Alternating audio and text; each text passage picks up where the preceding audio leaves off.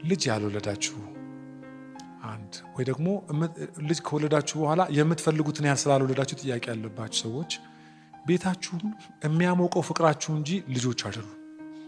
ደግሜ ነው የምለው ይሄን። ልጅ በመውለድ ምክንያት የሚመጣ ሙላት የለም። ክርስቶስ ያልሰጣችሁ ሙላት በልጅ አይመጣም።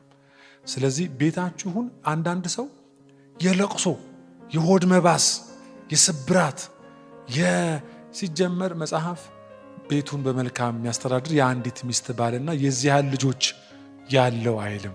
የአንዲት ሚስት ባል ብቻ ነው የሚለው፣ ልጆች የለውም ውስጡ።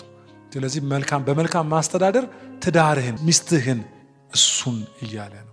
እንደ ይስሐቅ ከሚስታችሁ ጋር ኢንጆይ ያርጉ። ያዕቆብና ኤሳው የመጡት በኋላ ከ20 ዓመት በኋላ ነው።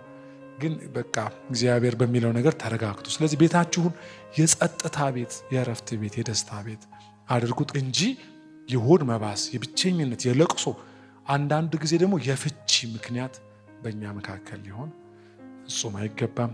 ልጅ እናንተ አይደለምና አትጨነቁ።